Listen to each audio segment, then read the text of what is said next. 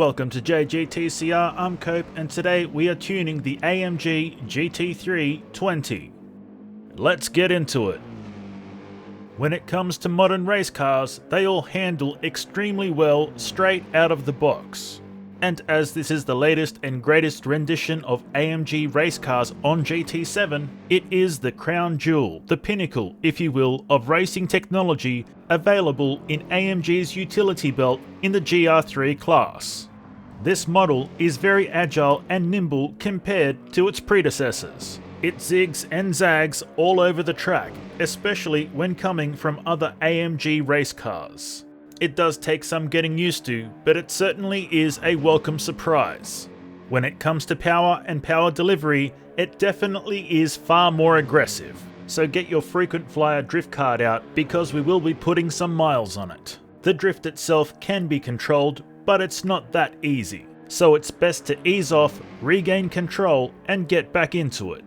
Braking is good in most scenarios and should not pose any problems.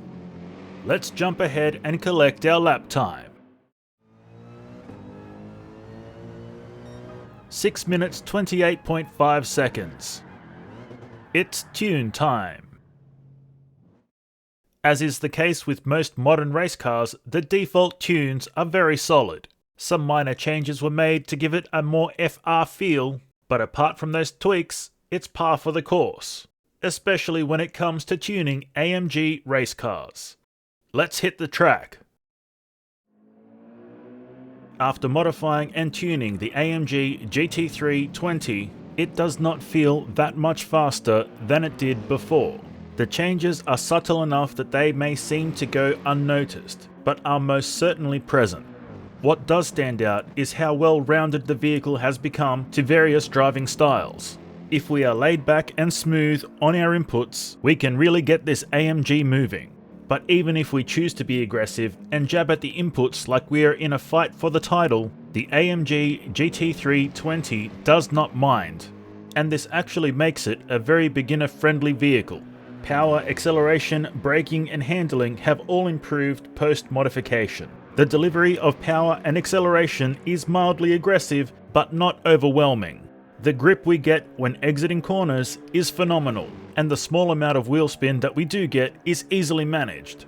Braking and handling have improved, but in the grand scheme of things feel very similar to the factory spec vehicle. Let's collect our time.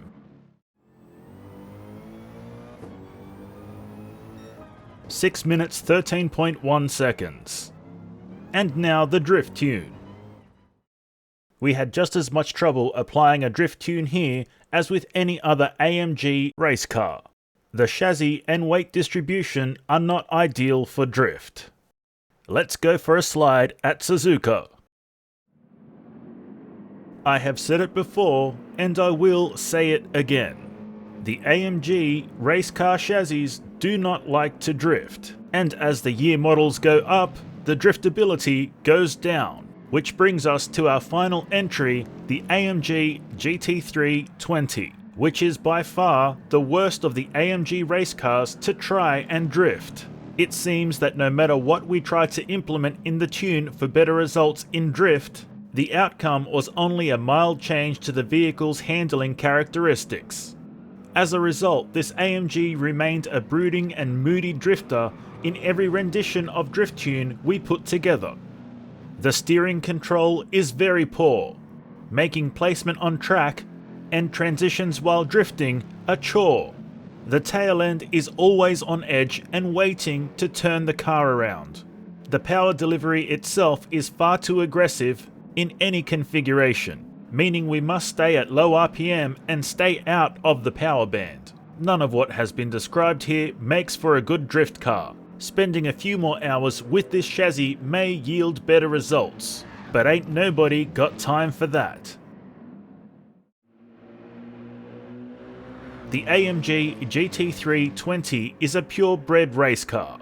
It is the pinnacle of AMG race cars on GT7. In factory and modified trim, it is in its element when racing around a track. But just make sure to keep it away from drift events. And that's all we have for you today, so until next time, keep racing.